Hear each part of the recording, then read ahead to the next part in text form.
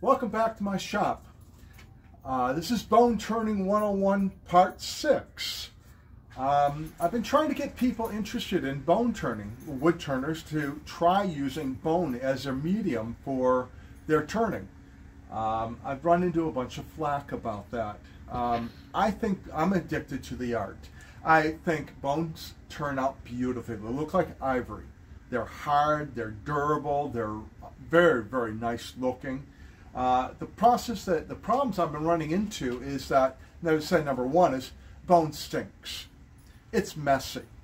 Breathing bone isn't healthy for you. It's dangerous. Lots of complaints from people who have never ever tried it. So I wanted to explain here. I've got a number of processes I've learned over the years that I'd like to explain to you. It doesn't take a lot of money. It doesn't take a lot of tools. And it isn't as messy and as troublesome as you would think to make a turning. Okay, this bone right here I picked up at a local big box store. It's called Menards. It's a hardware store. Why are they selling bones? I used to go to pet food stores. The price of bones have gone up a lot. When I first started bone turning, this size bone would cost me about $1. Menards sells this bone for just over $3. So the price is still getting a little bit more expensive, but it's not that bad. Now, part of the process is that you have to cut. Bones are not grown uniformity. Unfortunately, this is a femur from a leg of a cow. And you can see that you've got some thick areas here, and it's really an oddball shape.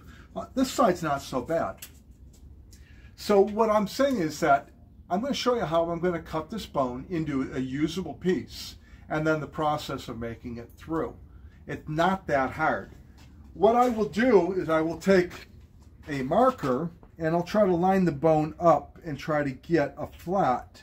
I want to make these bones as flat as I possibly can. So here's the edge, I'm cutting right there. Here's the edge, I'm cutting there. I'll take a straight edge, which is right in this situation will be just a board. And what I'm going to do is I'm going to cut this into 3 pieces. One right here, turn it 90 degrees and cut here. And I'm going to do that on the saw right now for you.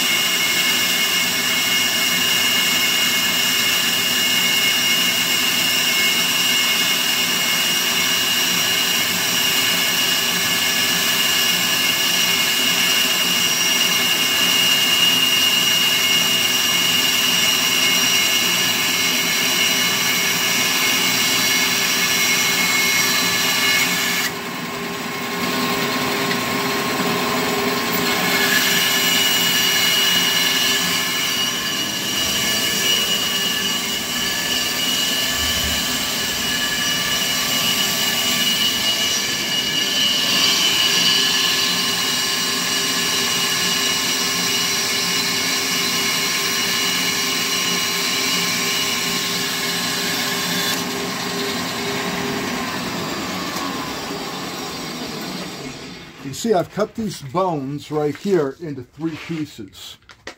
And you can see all 3 here. I'm trying to make them as flat as possible. Now, unfortunately, I always like to use the bones that are not filled and natural. But unfortunately, because of that, these ones are filled with food. What we're doing here is I'm going to hit 3 individual bones. Now, these ones I've already processed out. And what I want to show you is I made a little disc, little template here for laying out my bones. And I just mark it out. And they're 1-inch bones, so I'm going to cut here and put dots on there. 1 bone should give me 15 individual discs once I process them. Okay, cutting them out. What we're doing is I'm cutting little discs out like this. from that bone. 15 for one bone. Now it takes, on the average, depending on the thickness of the disc, it can take between 12 and 18 discs in order to make a block. You can see right here, I've made a number of individual blanks. Okay, so it's very, you can see now, once I get these, the fun begins. I can turn the bone. Here's my drilling process. You know, you can see that there's 1, 2, 3, 4, 5. So 5 per each disc. I make the blanks, and then the fun part comes of turning. These ones here are ones I've already turned.